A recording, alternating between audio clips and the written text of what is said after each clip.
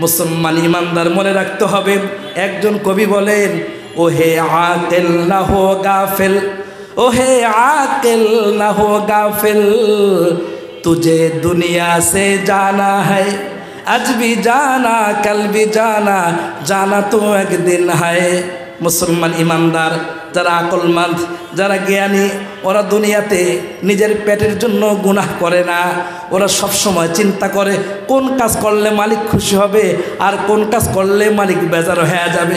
তাই আপনার আমার সামনে একটা সুযোগ আসছে আল্লাহকে রাজি খুশি করবার। এই যে শবে বরাত আমাদের সামনে চলে আসছে, শবে মেরাজের এই যে মাস চলতেছে, সামনে মাহে রমজান আসতেছে। মাহে রমজান আপনাকে আমাকে ডাক দিয়া বলেন, কি বলেন? আল্লাহুম্মা বারিক লানা ফি রজব ওয়া শাবান ওয়া বাল্লিগনা রমাজান। রমজানের আগে আগে এই দোয়াগুলো আমরা অনেক মসজিদের ঘেটে লাগানো দেখি। আমার আলোচনা একেবারেই শেষের দিকে, শুধু এই দোয়াটার তর্জমা করব, এরপরে আমি আপনাদের কাছ থেকে বিদায় নিব। দোস্ত, আল্লাহুম্মা বারিক লানা এর অর্থ কি? আয় আল্লাহ, আপনি আমাদেরকে বরকত দেন। রাসূল বলেছেন, কিসে বরকত দিবে? এক নম্বরে আল্লাহ আপনি রমজান পর্যন্ত আমাদেরকে বরকত দেন। কিছুদিন আগে আমার আব্বাও ছিল, এই যে কিছুদিন আগে আমার আব্বা মারা যাওয়ার কারণে আমার আম্মা একজন আছে, ঘরে খাবারের কোনো ব্যবস্থা নাই। আমরা এখন বাবার অবর্তমানে আমি একজন এতিম সন্তান, আমার মা একজন বিধবা। ঘরের যে খাবার ছিল খাবার শেষ হয়ে গেছে, এখন ঘরে আর কোনো খাবারের ব্যবস্থা নাই। তাই তো যেই জায়গার মধ্যে মরা মুরগি পড়ে থাকে, মরা হাঁস পড়ে থাকে, আমরা এই মরা জন্তু দিয়ে আমরা আমাদের পেটের খাবারের নিবারণ করি। মেয়েটার কথা শুনলেন, আব্দুল্লাহ ইবনে মুবারক আকাশের দিকে তাকায়া চোখের পানি ছেড়ে দিলেন আর বলতেছে, মালিক রে, তোরে পাওয়ার জন্যে আমি লক্ষ লক্ষ টাকা খরচ করে কাফেলা নিয়ে নফল হজ করার জন্য যাইতেছে রে মালিক, এই দিকে তোর বান্দা না খেয়ে আছে। আব্দুল্লাহ ইবনে মুবারক চিন্তা করলেন, ওই যে কোরআনের আয়াত, ইন্নামা আমওয়ালুকুম ওয়া আওলাদুকুম ফিতনা ওয়াল্লাহু ইনদাহু আজরুন আযীম। আব্দুল্লাহ ইবনে মুবারক চিন্তায় পড়ে গেলেন, কারণ আলেম মানুষ, অনেক বড় আলেম। তিনি চিন্তায় পড়ে গেলেন, হায় রে, এখন তো আমার কাছে টাকা আছে, আমি আমার টাকা দিয়ে কি নফল হজে যাব, নাকি আমি আমার টাকা এই মেয়েটাকে সহযোগিতা করব? সিদ্ধান্ত নিয়ে নিলেন, হজ করলে মালিক খুশি হবেন, আর আমি যদি এই মেয়েটাকে সহযোগিতা করে যাই, মেয়েটার অভাব অনটন দূর হয়ে যাবে। এতিমকে সহযোগিতা করলাম। পয়গম্বর আরবি সাল্লাল্লাহু আলাইহি ওয়াসাল্লাম বলেন, দুনিয়ার মানুষেরা বাবা হারাবার বেদনা, মা হারাবার বেদনা কতটুকু কষ্টকর আমি নবী অনেক বেশি বুঝি। বড় হওয়ার পর থেকে কোনোদিন বাবা দেখি নাই, জন্মের পরে আমি বাবা দেখি নাই, আমি বাবা হারাই এতিম। কিছুদিন পরে বাবাকে দেখার জন্যে বাবার কবরে গিয়ে মাকেও হারায়া চির এতিম হয়ে যায়।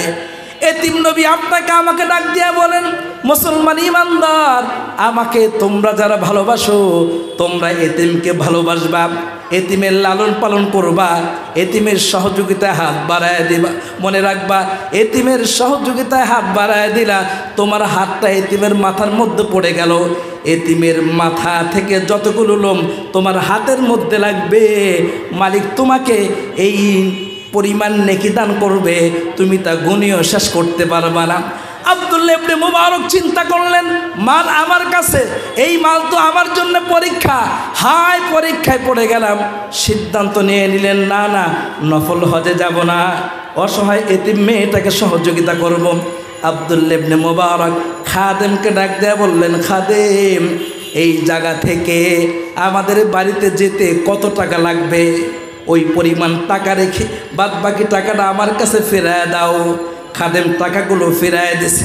এবার আব্দুল্লাহ ইবনে মুবারক গোপনে মেয়েটার হাতে দিয়া বলে, যাও মা, আমি আমার পক্ষ থেকে তোমার কিছু হাদিয়া দিলাম, এই হাদিয়া দিয়া তুমি তোমার মাকে পৌঁছায় দিবা, তোমরা চলাফেরা করবা। আল্লাহর গোলাম আব্দুল্লাহ ইবনে মুবারক সাথীদেরকে একত্রিত করে বলে, তোমরা তোমাদের সাওয়ারি ঘোরায় দাও, পশ্চিমে আর যাওয়া হবে না, বাইতুল্লাহ যাওয়া হবে না। সাথীরা আশ্চর্য হয়ে গেছে, আমরা হুজুরের সাথে, আমরা বাদশার সাথে, আলেমের সাথে, আব্দুল্লাহ ইবনে মুবারকের সাথে হজে যাব, আর আমাদেরকে হজ থেকে বারণ করলেন, হজে যাব না। হজটা ছিল নফল হজ। আল্লাহর গোলাম বলতে চান না, গোপন ব্যাত তিনি বলতে চান নাই। সাথীরা যখন ধরলেন, এবার আব্দুল্লাহ ইবনে মুবারক কান্নায় ভেঙে পড়লেন।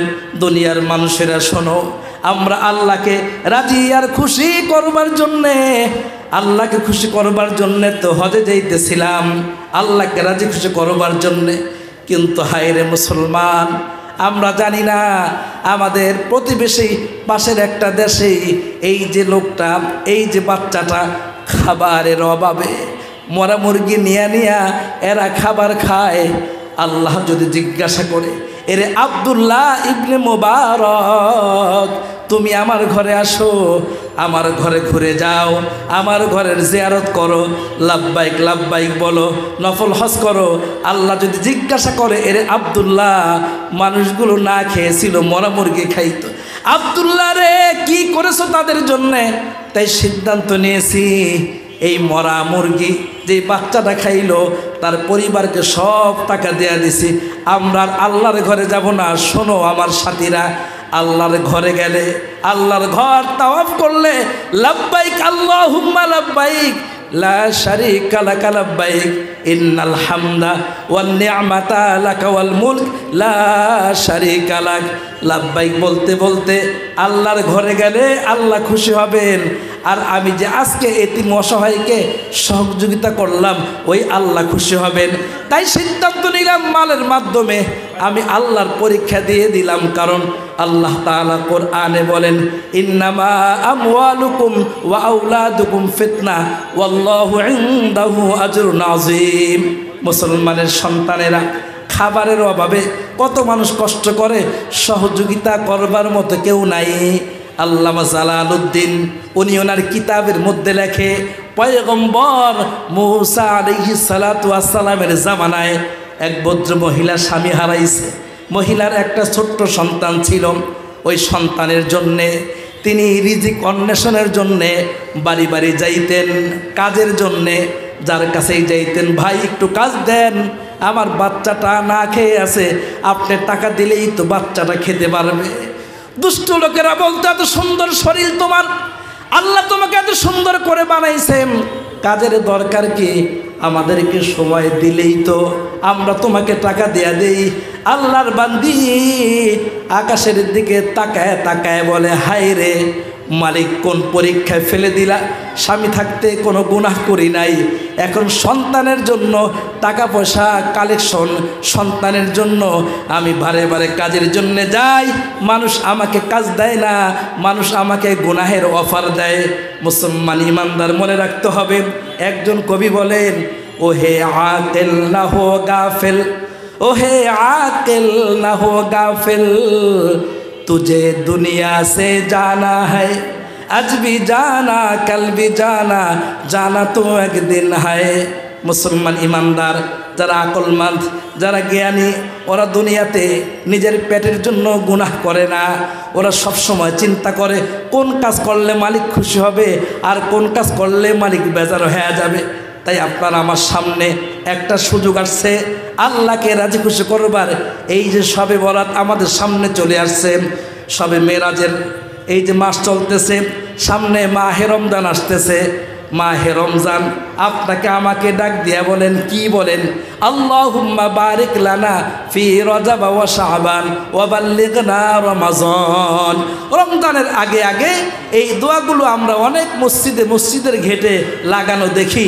আমার আলোচনা একেবারেই শেষের দিকে, শুধু এই দোয়াটার তর্জমা করব, এরপরে আমি আপনাদের কাছ থেকে বিদায় নিব। দোস্ত, আল্লাহুম্মা বারিক লানা এর অর্থ কি? আয় আল্লাহ, আপনি আমাদেরকে বরকত দেন। রাসূল বলেছেন, কিসে বরকত দিবে? এক নম্বরে আল্লাহ আপনি রমজান পর্যন্ত আমাদেরকে বরকত দেন। দ্বিতীয় নম্বরে আর কিসে বরকত দরকার? হায়াতে বরকত পাওয়ার পরে আপনার আমার সুস্থতা দরকার, সুস্থতা। আয় আল্লাহ আপনি আমাকে সুস্থতা দান করেন। নাম্বার 3, আয় আল্লাহ আপনি আমার মালে বরকত দান করেন। হায়াত পাইলাম রমজান পর্যন্ত, সুস্থতা পাইলাম না, তো ইবাদত করতে পারবো না। আবার হায়াতও পাইলাম, সুস্থতাও পাইলাম, কিন্তু দোস্ত মালে বরকত পাইলাম না। তাহলে মাহে রমজানের মাসেও আমাকে অনেক পরিশ্রম করতে হবে। বাচ্চাদের খাবার, ইফতারি, সেহরি জোগাবার জন্যে অনেক কাজ আপনাকে আমাকে করতে হবে। এই জন্য নবীজি শিখায় দিলেন এই মাস থেকে মালিকের কাছে বিশেষ করে 3 জিনিসের জন্য দোয়া চাওয়া। নাম্বার 1 হায়াতের জন্য দোয়া চাওয়া, নাম্বার 2 সুস্থ হায়াতের দোয়া চাওয়া, নাম্বার 3 মালের জন্য দোয়া চাওয়া। সম্মানিত উপস্থিতি, মালিকের কাছে আমরা এই সকল বিষয়ে বেশি বেশি দোয়া করব। যেহেতু আমরা মাদ্রাসায় আসছি, আলোচনা করতেছিলাম, আল্লাহ তাআলা বলেন সম্পদ দিয়া আল্লাহ তাআলা বান্দাকে পরীক্ষা করে, দেখি বান্দা সম্পদ কোন কাজে লাগায়। সম্পদ কি দিনী কাজে লাগায় নাকি দুনিয়াবি কাজে লাগায়? মসজিদ থেকে রিসিপ্ট নিয়ে গেলে 100 টাকা মাত্র, 5 মাস বাকি। 200 টাকা মাসে দেয়, 10 মাস বাকি। কিন্তু ডিসেল লাইনের 1000 টাকার বিল 1 মাসও বাকি নেই, 5 তারিখেই দেয়া দেয়। এরকম মানুষ আছে না নাই?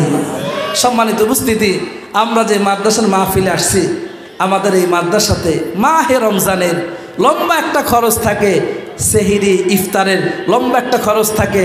আমরা মোহতামিম সাহেবের কাছ থেকে, সাইফুল্লাহ হাবিবি সাহেবের কাছ থেকে শুনেছি অনেক এতিম অসহায় এখানে পড়াশোনা করে। এজন্য হাবিবি সাহেব এর পক্ষ থেকে আপনাদের কাছে, মাদ্রাসার পক্ষ থেকে আবদার, আমরা বদরি সদস্য অর্থাৎ নবীজি সাল্লাল্লাহু আলাইহি ওয়াসাল্লামের 313 জন সাহাবী বদরের যুদ্ধে তারা জয়ী হয়েছিলেন। এজন্য আমরা মাদ্রাসার পক্ষ থেকে চাইতেছি